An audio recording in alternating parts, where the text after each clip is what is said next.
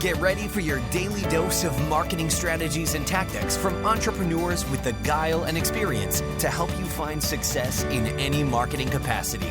You're listening to Marketing School with your instructors, Neil Patel and Eric Su.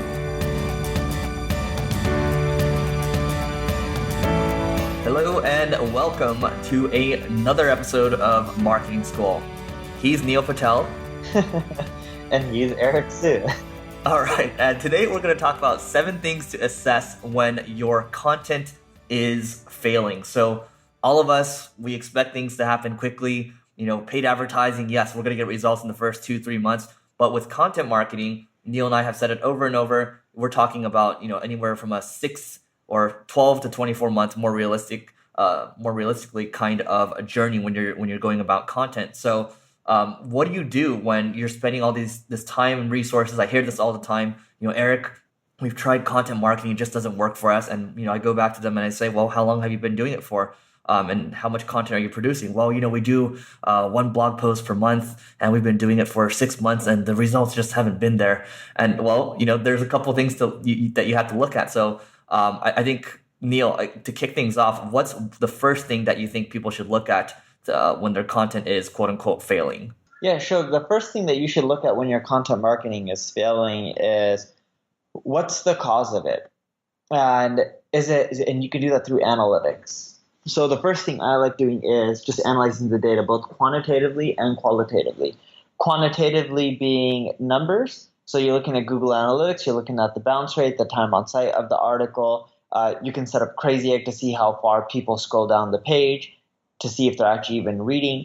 The other thing I like doing is putting up surveys like Qualaroo, stuff like that, or SurveyMonkey to figure out, what else would you like to see on this page? How can I improve this blog post? Right? Just asking people those questions. The other thing is I read the comments, if there are any comments, and you can get feedback there. If the comments are just generic, like awesome post, great article, like that's shit comments, which means that the content isn't thought-provoking, right? Or it's not amazing or shocking or wowing or whatever you want to end up calling it. So the first thing is look at the data, because the data will tell you what's wrong with the blog post.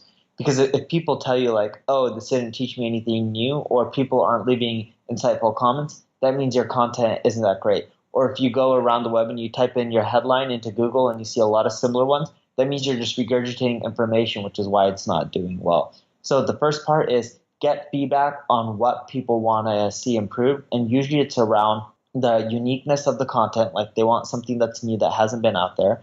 And the second thing is they want something that's actionable. So people want to be able to read it and be like, oh, wow, I can go and implement this stuff on my website and implement it easily. Like the steps are broken down so simply that I know how to do it, even for a non-techie. Or, I read this article and I now know how to install a toilet or fix my shower or whatever it may be. Yeah, so I'm going to go with the basics here. I mean, when you're first starting out, Neil mentioned analytics. So the basic metrics that you might be looking at on your site, you can look at your bounce rate. You can also look at the time on your site. And you could just overall look at how people are engaging with your site. What are the average page views? But I think especially if you're starting from ground zero, you do want to make sure that you're installing Google Search Console, because oftentimes, you're even if you're looking at analytics, search traffic isn't going to start to move, at least for a couple of months. But with Google Search Console, the thing that you can see if you're improving, at least in the very beginning, is you can look at the number of search impressions that you're getting. So if Google is giving you more search impressions, that means they're trying to give you credit, and you're eventually going to start to get more clicks. And so where do you go to find that? You just basically, in the Google Search Console dashboard, click on Search Analytics and then check the search impressions box. I believe it's just called impressions. Just tick that box. It's in the top left corner, and then you can see the impressions, and they're supposed to start to rise. And this is for one of the sites that I have. We're starting to see the impressions start to compound. It's literally a graph that goes up and to the right. That's when you're first starting out, at least in the first 1, 2, 3 months or so. You want to see that to actually assess if your content's working or not, and see if Google's actually giving you credit for it. The next thing I like doing is using a tool called Hemingway app. It's not a phone app or a tablet app. It's a desktop website URL. It's just called Hemingway app. Google it and you'll pull up the URL. Put in your blog post in there and I'll teach you how to write better. So for all of those people who are listening who aren't great writers, including me, I use that tool and it helps me write and craft better blog posts. It's really simple. Think of it as a more advanced version of Google Docs or Microsoft Word, and it breaks down how you can write much more persuasive and better copy in which people will just want to read more of it. Yeah, and the other thing, this one's also going back to basics. I mean, if hopefully you do have an email tool set up. If you don't, you can use HelloBar.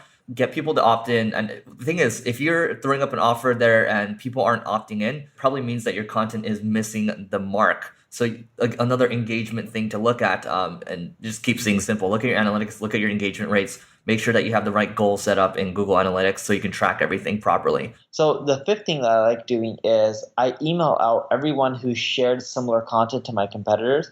Go to BuzzSumo, type in URLs of competing blog posts, or you can just Google your title. You'll find out all the competing blog posts that have similar titles. Put those URLs into BuzzSumo or search.twitter.com. Find out all the people who are tweeting them out. Use Hunter to find each of their email addresses. Then from there, email each of those people out like, hey, Eric, I noticed you shared XYZ article by author John Doe. I have a similar article that I just released. Feel free to check it out. And if you like it, share it. Cheers, Neil. P.S. Let me know if there's anything I can do for you. And send out 100 of those emails. I know that's a lot of work, but it's well worth it. You'll start getting shares. If you're not getting at least 20 to 30% shares, like if you send out 100 emails, you should get back at least 20 shares. If you're not getting at least 20 back, that means people don't like the quality of your article, which is why they're not willing to share it. So that goes back to look at it. Look at the other competitors in the space. Did they write a more thorough article, more screenshots? Is it just better written, right? Does yours have grammatical and spelling errors, right?